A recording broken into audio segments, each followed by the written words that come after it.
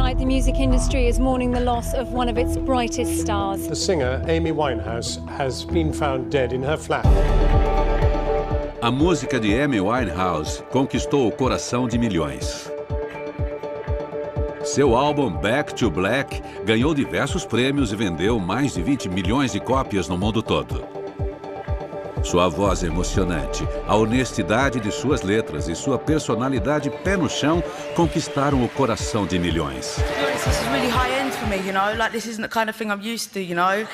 Like Sir Andrew Lloyd Webber, like he's up here, and I'm like, all I can think about is the fact that he looks like my Uncle Ron. I'm serious. Thank you very much.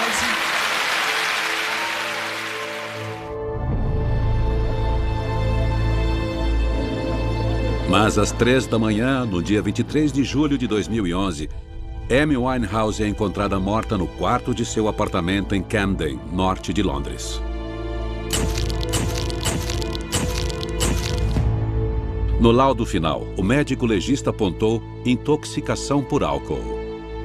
Todo mundo sabia que a Amy Winehouse tinha passado por uma longa luta contra vícios. Mas nas semanas antes de morrer, ela havia feito um grande progresso.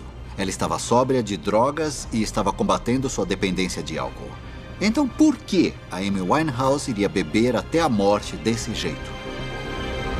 Autópsia de famosos. Amy Winehouse.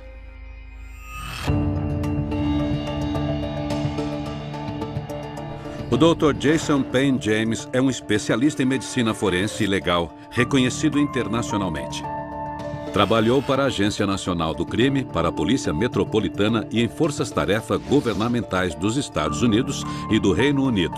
Ele forneceu as provas dos casos de Son e de Baby P. A partir das informações reveladas pela autópsia, evidências do inquérito e testemunhas oculares, vou fazer uma investigação dos últimos dias e horas da vida de Amy Winehouse. Como o álcool a matou, e será que esse foi o único fator em sua morte? 18 de junho de 2011, Belgrado, Sérvia. 5 semanas antes de sua morte, Amy Winehouse e sua banda estão prestes a subir ao palco para o primeiro de 12 shows pela Europa. Sob pressão intensa e em meio a uma série de shows desastrosos, a carreira de Amy está em crise. A Amy esteve num lugar realmente sombrio. Passou por uns maus bocados, era perseguida por demônios. Sua vida pessoal tem sido um desastre. E essa é a prova de fogo, o primeiro show legal em muito tempo, e ela precisa silenciar os críticos de uma vez por todas. Eu já tô indo. Ela se esforçou muito para voltar a fazer turnês e, por causa disso, nós tínhamos esperanças de que fosse um retorno definitivo. A gente realmente acreditava que ela estava melhorando. Mas foi um desastre, e as imagens mostram Amy alcoolizada e sem condições de cantar. Foi um caos. Era um nível muito grande de caos e não dava para continuar. Tocamos por mais de 1 hora, mas não terminamos nenhuma música. E foi uma grande decepção, foi devastador. Southgate, norte de Londres, 1997.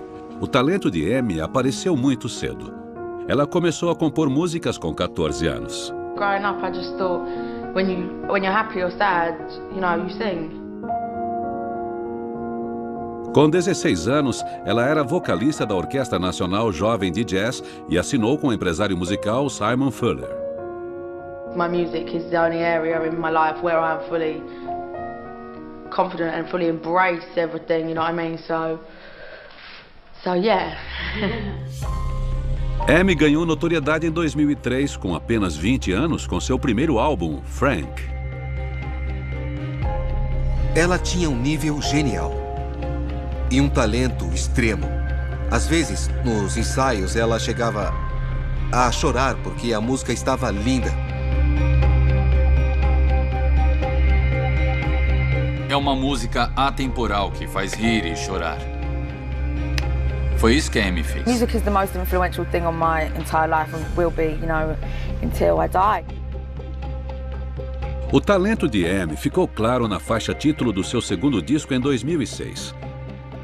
Seu penteado de cabelo original e o estilo inspirado nos anos 50 se tornaram reconhecidos no mundo todo. Olhando para Amy Winehouse, a primeira coisa que notamos é o cabelo bem volumoso em cima e suas tatuagens. Ela fez cirurgia plástica nos seios. Tudo isso sugere alguém muito consciente com o próprio corpo e muito consciente da imagem que quer projetar para outras pessoas. Mas o estilo único de Amy e seu sucesso imenso foram ofuscados por um gradual abismo de vícios.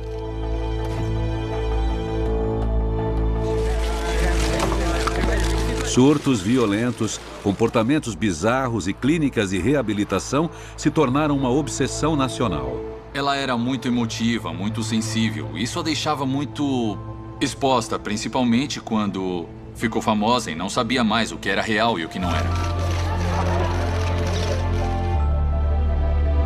Ninguém no mundo suporta essa fama toda com tanta atenção, ao ponto de não conseguir nem respirar quando sai da sua própria casa.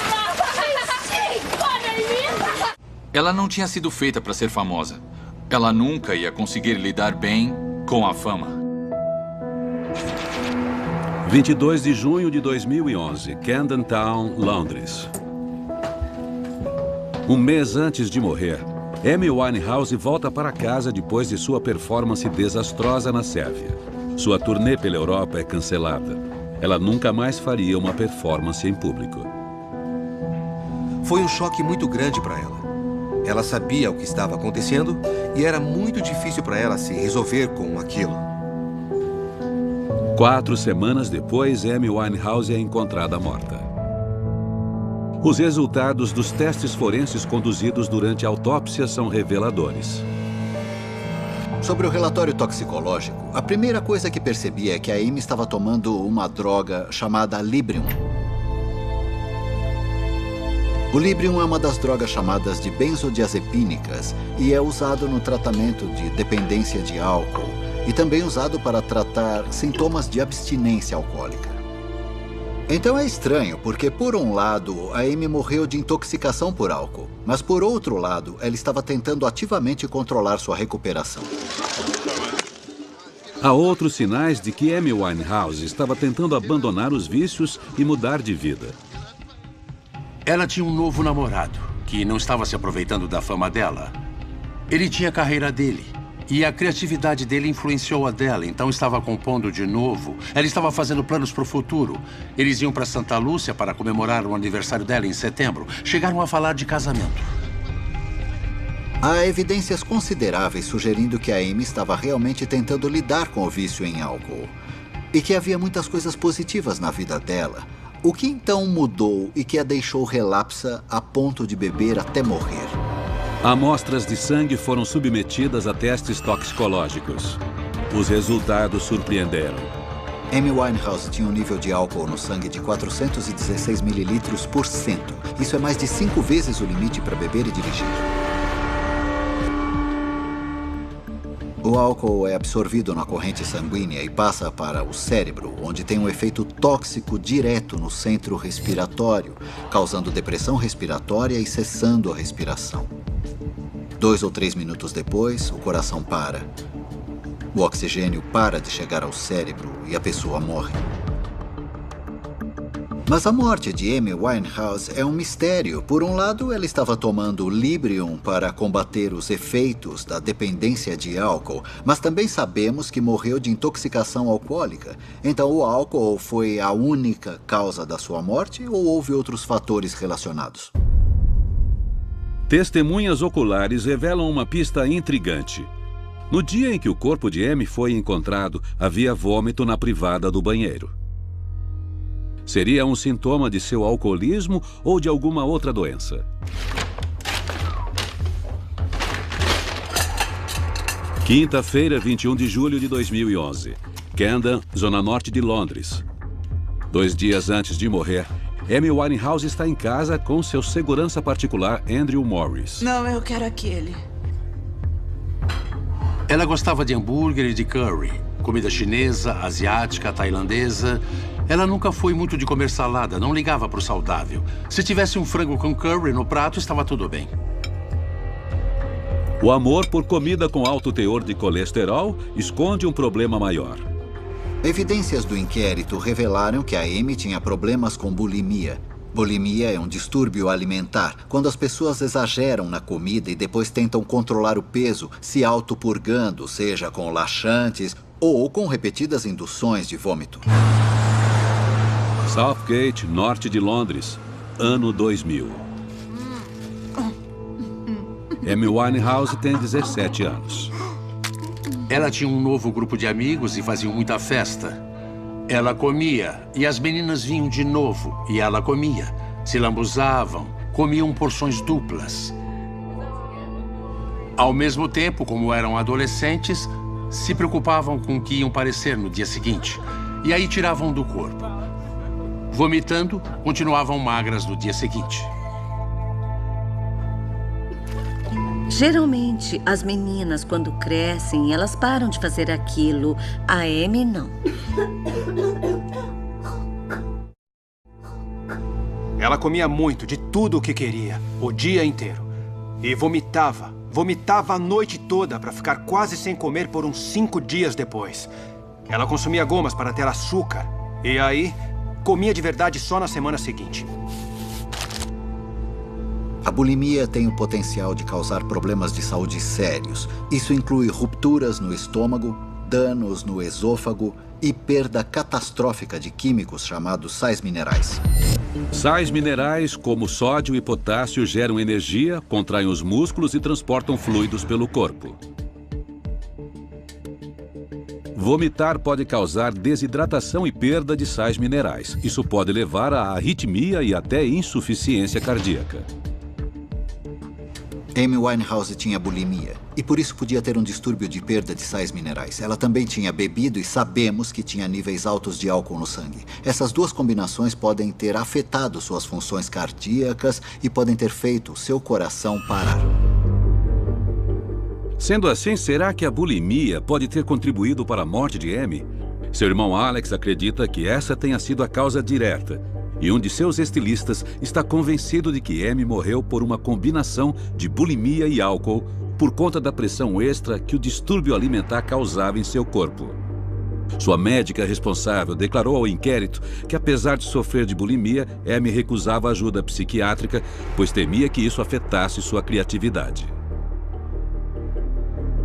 Essas fotografias da Amy foram tiradas cerca de 3 dias antes de sua morte. Ela parece feliz, saudável, sem sinal de subnutrição. Na minha opinião, dificilmente a bulimia leva à morte. Pode ser só um indício de problemas mais graves, então precisamos investigar mais pistas. Sexta-feira, 22 de julho de 2011. O dia antes da sua morte. Camden Square, norte de Londres. Às 2 da manhã, a mãe de Amy, Janice, vai visitá-la. Como ela está? Ela não vê a filha há semanas. Acorda, Amy. De acordo com o relato de Janice do ocorrido, Amy estava dormindo. Vamos lá, vamos trocar de roupa. Ela disse que o guarda-costas de Amy, Andrew, deu banho nela e a vestiu.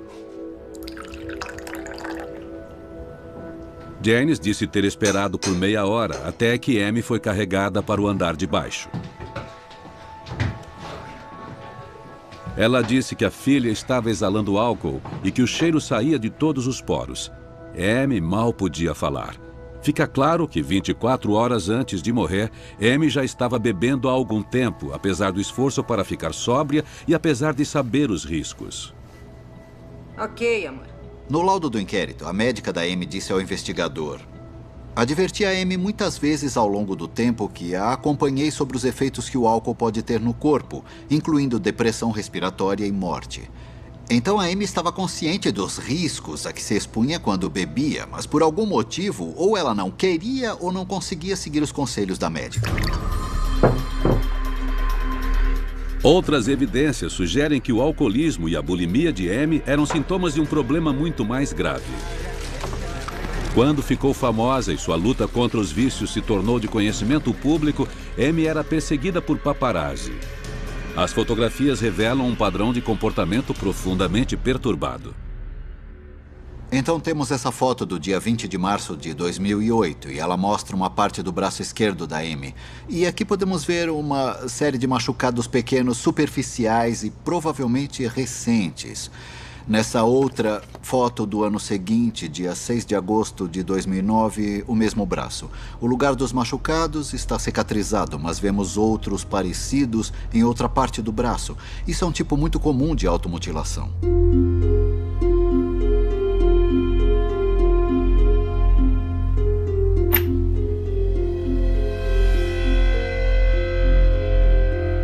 Na maior parte do tempo, ela fazia os cortes quando estava frustrada e triste. E claro, esses cortes sempre eram em lugares onde ninguém poderia ver. Então não era um pedido de ajuda. Era uma coisa que ela fazia para ela mesma. Todos os dias ela fazia algum tipo de automutilação. Pessoas que se automutilam dizem fazer isso por motivos diferentes. É um jeito de lidar com a ansiedade, ou lidar com a frustração, a mágoa, a raiva, ou só melhorar a dor. A raiz do problema de Amy vinha da infância, de um trauma que mudou sua vida. Setembro de 1983, Southgate, zona norte de Londres. Amy Jade Winehouse nasceu numa família judaica. Seu pai é Mitch, um taxista, e sua mãe é Janice, farmacêutica. Ela era muito moleca, não se importava de sair para subir em árvores e machucar os joelhos, não era de usar vestidos e se enfeitar. Viveu bastante a infância.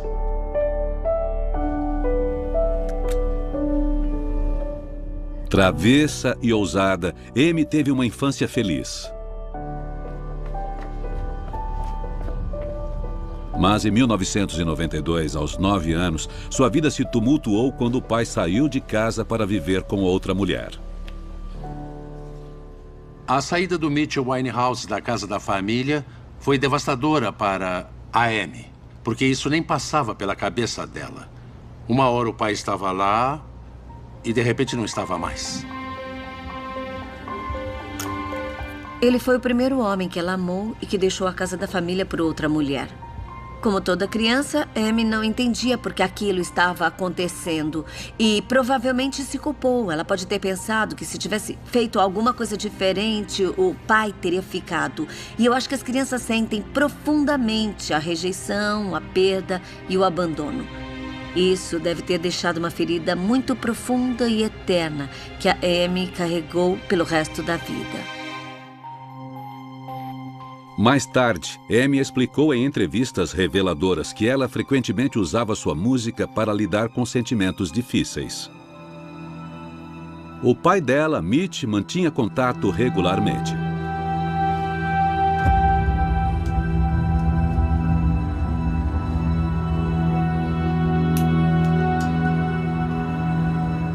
Mas o trauma do abandono pode ter sido o gatilho dos comportamentos destrutivos. No ano em que o pai foi embora, Amy experimentou a automutilação. A Amy tinha 9 anos. Isso é muito cedo para começar esse tipo de comportamento. E sabe, às vezes eu me pergunto se isso foi um jeito dela não mostrar para ninguém que estava sofrendo tanto e não culpar ninguém além de si mesma e trazer isso para dentro como uma forma de lidar com uma dor tão profunda, mas em segredo. Aos 15 anos, Amy fez a primeira de suas muitas tatuagens. Mas isso também era uma forma de automutilação, como ela revelou numa entrevista anos mais tarde. É uma forma de sofrer por coisas que significam muito para mim. Na verdade, eu gosto da dor. Para mim, ela é libertadora. Quanto mais famosa Amy ficava, mais intenso se tornava seu comportamento autodestrutivo. Em 12 de fevereiro de 2008, Amy ganhou 5 Grammys. Foi um grande momento de sua carreira. Mas na vida pessoal, a automutilação estava saindo do controle. 3 semanas antes. 24 de janeiro de 2008, norte de Londres. 3 anos antes da morte de Amy. A gravadora de Amy ameaça parar de trabalhar com ela, a menos que vá para uma clínica de reabilitação. O pai dela diz que vai levá-la para um hospital particular. Eu já falei, para esse carro! Ela surtou, entrou em pânico e começou a chutar e gritar, fazendo um escândalo, ameaçando até se matar. Amy repete a ameaça no hospital. É feita uma tentativa para detê-la em internação compulsória, mas os médicos acreditam que ela não é um perigo para si mesma. Então, ela é liberada. Eu não quero! Vai, me leva embora daqui! A Amy teve uma longa história de comportamento autodestrutivo e perturbado, bulimia, automutilação e ameaças suicidas. Então será possível que ela tenha se empenhado tanto em se destruir que bebeu de propósito até causar sua morte? Sexta-feira, 22 de julho, 6 da tarde. Camden Square, norte de Londres. Amy, como você está? Menos de 24 horas antes de sua morte, a médica de Amy, doutora Christina Romette, a visita em casa. A Amy disse para a médica dela que não queria morrer, que estava fazendo planos. Queria sair de férias em Santa Lúcia para comemorar o aniversário que estava namorando, que falaram em casamento, que a vida dela estava voltando para o lugar. A última coisa que pensava era em suicídio. É, eu sei disso. Outros relatos também sugerem que Amy estava se sentindo bem. Um dia antes da médica visitá-la, ela havia ligado para o amigo, compositor e produtor Stefan Skarbeck. Ela disse que estava fazendo algumas músicas, trabalhando em coisas bem antigas que a gente tinha feito, só relembrando um pouco. E aí também falamos dela estar namorando e outras coisas, sabe? Ela parecia estar muito feliz mesmo. Todas as evidências do inquérito sugerem que a Amy não tinha a intenção de se matar. A polícia não encontrou nenhuma circunstância suspeita na cena de morte. Não há evidência de que a automutilação tenha tido influência direta. O legista apontou má sorte no veredito.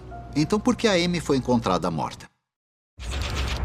Sexta-feira, 22 de julho de 2011, Camden Square, norte de Londres. 10 da noite, uma noite antes da morte de Amy. De acordo com o guarda-costas, Andrew Morris, Amy está em casa assistindo filmes. Apesar de ter bebido, ele diz que ela parece estar normal.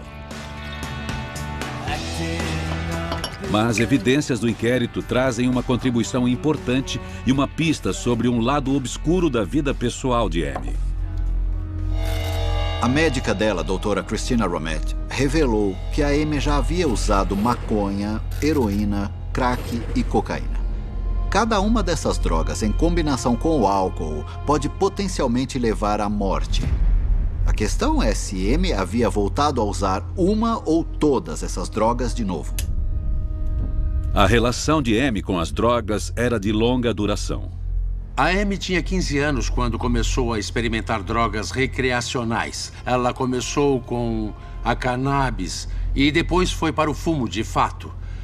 Assim que ela mudou para o Camden, livre da pressão dos pais, isso foi para outro nível, mas ainda não tão grave. Entrar para a indústria da música com acesso a bebida e drogas muito mais fácil é tentador para alguém com o perfil dela. Ela teve acesso ao excessivo. Em 2005, um ano após o lançamento do primeiro disco, Amy, de 21 anos, conheceu Blake Fielder Civil.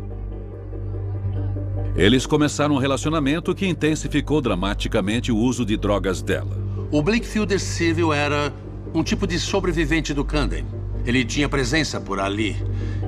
Ele dizia para todo mundo que estava no meio musical, quando na verdade só tinha trabalhado de Faz de Tudo, num clipe da Lily Allen. Não era um amor normal, era obsessivo. Definitivamente obsessivo. Sabe, ela queria ser ele.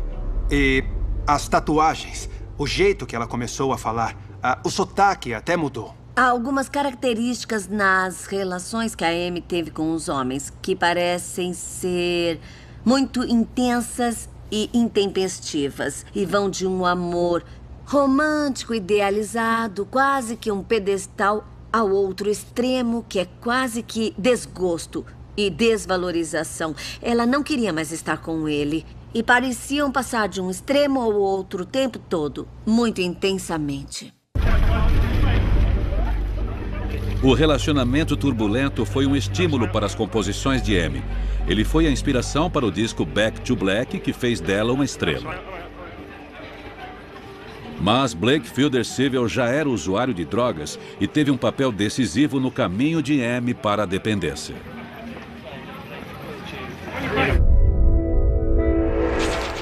Abril de 2007, 4 anos antes da morte de Amy, leste de Londres. Em um hotel com Blake, Amy usa heroína pela primeira vez. Em semanas, ela está viciada. Eu costumava acordar ela, e assim que ela abria os olhos, ela levantava, preparava a heroína e usava. E essa era a primeira coisa que ela fazia no dia. Ela via coisas que não eram reais. Ela ficava paranoica com coisas que não existiam. Fielder-Civil confessou mais tarde que havia apresentado a heroína a Amy. I've admitted that I was there when she had it first time. Yeah, it was my doing. I don't know if she would have ever experienced it without me. Heroína é uma droga ilegal e altamente viciante. É muito disponível na rua. É processada da morfina, que por sua vez é derivada de flores de papoulas. Na rua é misturada com várias outras substâncias, como açúcares, amidos e leite em pó.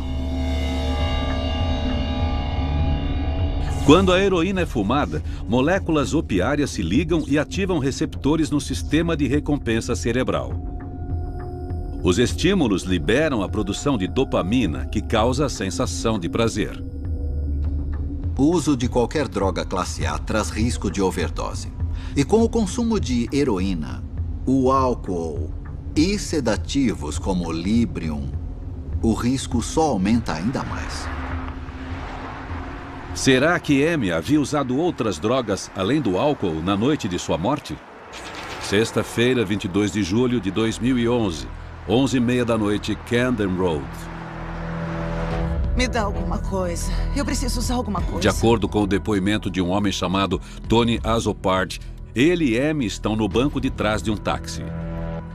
Esse cara disse ter ligado para um traficante em Hampstead e que ele e a Amy foram de táxi para lá, onde a Amy comprou 1.200 libras de crack, cocaína e heroína.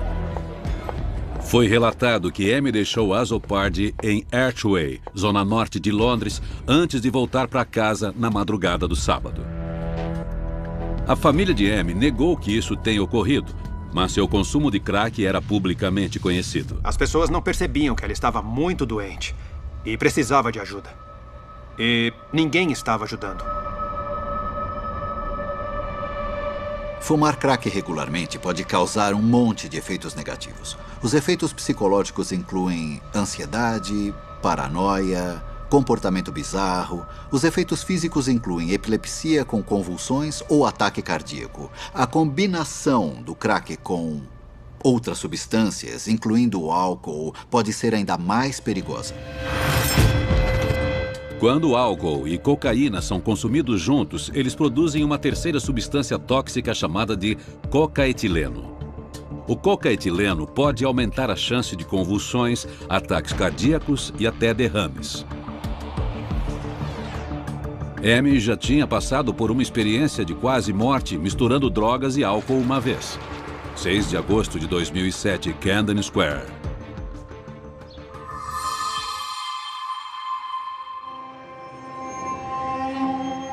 Ela brincava com a morte o tempo todo. Os dias mais excessivos, eu diria que os piores, eram quando ela ficava em festa 6 dias seguidos e não parava para dormir. Ela chorava dormindo e era horrível ver aquilo, porque ela obviamente não estava sóbria. Ela chorava muito durante a noite toda.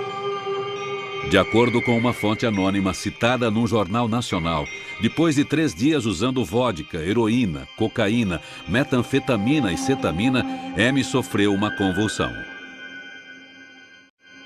Algumas convulsões causam morte súbita. Uma possibilidade pode ser o refluxo de conteúdos do estômago nas vias respiratórias. Isso pode causar depressão respiratória e parada respiratória. A mesma coisa que o médico forense concluiu que matou a Amy. Amy relatou ter sofrido ao menos 4 convulsões ao longo do ano seguinte. Será que as drogas e o álcool teriam causado uma overdose? A autópsia mostrou que não havia nada sólido no estômago na hora da morte. E o teste toxicológico mostrou que não havia drogas ilegais no corpo dela, o que certamente indica que não havia consumo recente de drogas ilegais nem nos dias anteriores à morte dela. Não havia objetos usados no consumo de drogas na casa dela e no inquérito a médica disse que ela não havia consumido drogas ilegais em 2 anos. Então, apesar das drogas ilegais estarem presentes em grande parte da vida da Amy, não há nenhuma evidência de que as drogas ilegais tenham feito parte da morte dela. Como resultado dos boatos a seu respeito, Tony Azzopardi foi interrogado pela polícia sobre seu envolvimento, mas não foi acusado de nenhum crime. 23 de julho de 2011, 4 da manhã, Camden Square.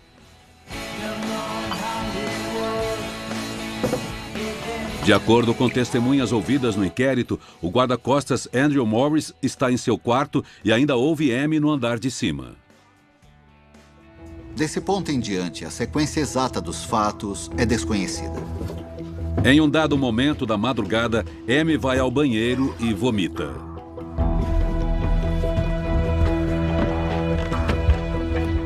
Ainda toda vestida, tira os sapatos e deita de bruços na cama. –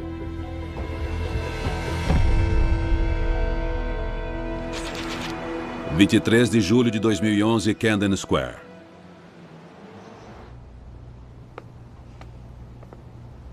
Amy. De acordo com seu depoimento, às 10 horas da manhã, Andrew olha para Amy. Ele acha que ela ainda está dormindo, então decide deixá-la descansar.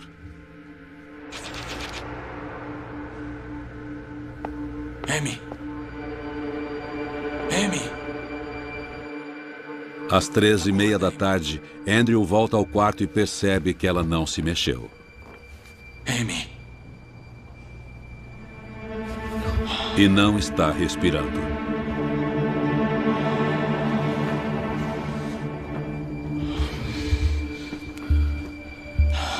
Uma ambulância! Camden Square, rápido! Singer Amy Winehouse has been found dead in her London home.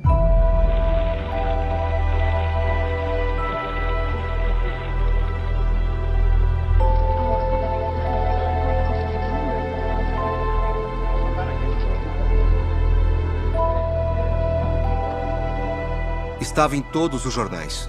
E foi um choque absoluto. Por que você fez isso? Tinha tanta coisa boa na vida. Um sentido para ela. Acho que todos nós sabíamos que esse dia ia chegar. Mas nenhum de nós queríamos que esse dia chegasse. Eu queria vê-las, sabe, me despedir dela de verdade. E quando a gente chegou na casa, caramba, era uma grande cena de crime e ninguém podia entrar na casa. Então, minha última lembrança da Amy foi o corpo dela dentro de um saco preto.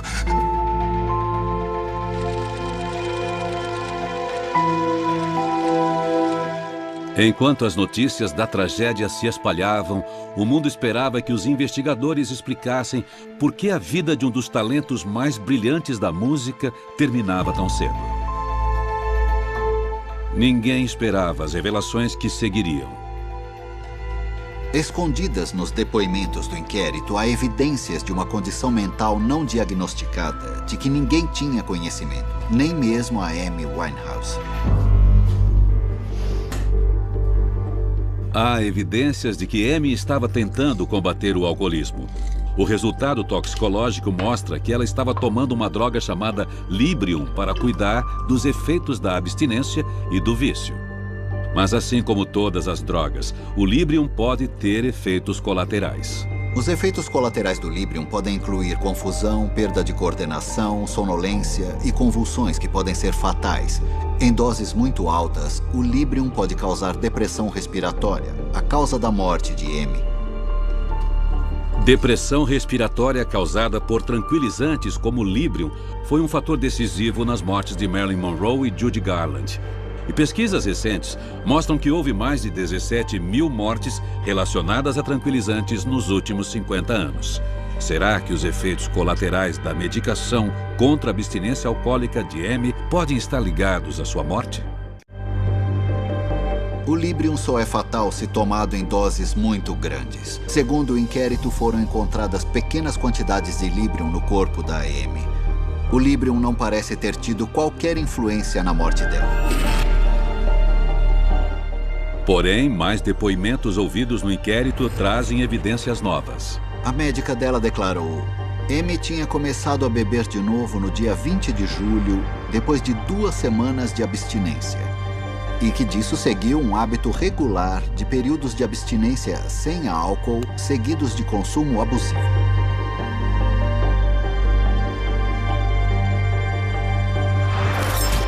Isso é uma peça-chave desse caso. O consumo abusivo depois de períodos de abstinência é muito arriscado. O que antes era um nível seguro de álcool passa a ser inseguro, trazendo risco potencial de depressão respiratória e morte.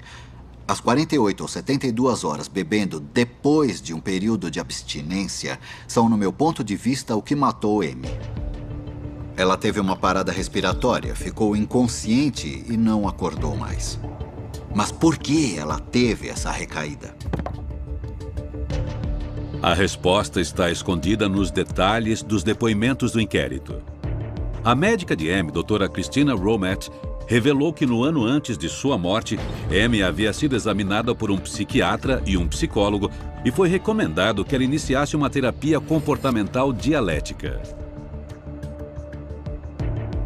Terapia comportamental dialética é um programa de tratamento feito para ajudar pessoas a dominarem emoções destrutivas e aprenderem diferentes formas de lidar com elas para viverem uma vida mais positiva. É a revelação que o Dr. Penn James estava procurando. O mais importante é que a terapia comportamental dialética foi especialmente indicada para tratar uma condição mental grave chamada de transtorno de personalidade borderline. E a possibilidade de que a Amy Winehouse tivesse personalidade borderline altera completamente o meu entendimento de sua morte. Pessoas com transtorno de personalidade borderline frequentemente apresentam reações extremas a traumas como abandono na infância. Elas são conhecidas por terem comportamentos impulsivos e perigosos com frequência, como uso abusivo de substâncias, uso de álcool e alimentação compulsiva.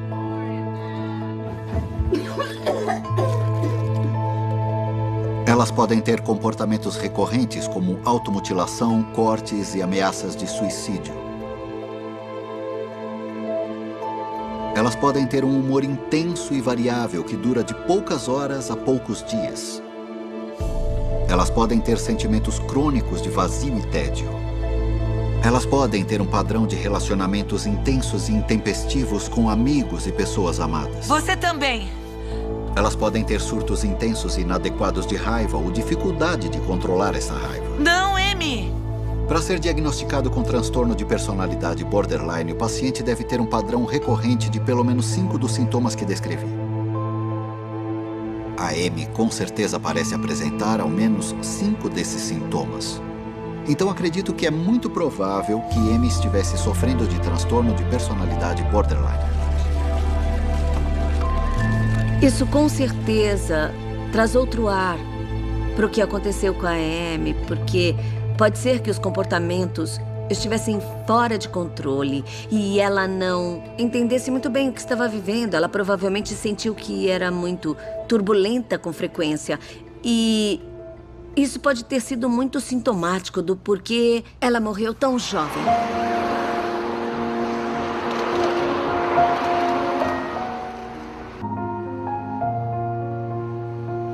As causas do transtorno de personalidade borderline ainda não foram completamente compreendidas. É frequente não haver diagnóstico ou haver diagnóstico errado. Amy foi uma entre 620 mil pessoas que sofrem dessa condição no Reino Unido e ela recusou repetidamente aceitar qualquer tratamento psiquiátrico. Eu acho crucial que essas pessoas tenham o apoio correto para lidar com os sintomas, para que possam ter um fim melhor do que esse. Mas o que é tão triste e trágico no caso da Amy é que ela não chegou a ter apoio, ela não buscou isso, ela não queria ajuda. E as coisas acabaram trágicas para ela. O que todo mundo precisa entender da Amy é que ela não queria ajuda. Ela era feliz do jeito que as coisas estavam, porque era a única forma dela conseguir escapar de tudo que estava acontecendo ao redor dela. E há ainda uma ironia do destino. O acaso pode ter influenciado nas condições que a levaram à morte. Deitar de barriga para baixo pode comprometer a respiração, comprimindo o peito e talvez obstruindo a boca e o nariz. Se a Amy não estivesse nessa posição, possivelmente teria sobrevivido. O nome dela estará para sempre entre os grandes ídolos das próximas gerações. Ela é mesmo uma lenda. Ela continuou o legado de grandes cantoras como Billie Holiday e Ella Fitzgerald. E isso será eterno. As pessoas sempre vão lembrar dela por isso. Versão brasileira, Vox Mundi.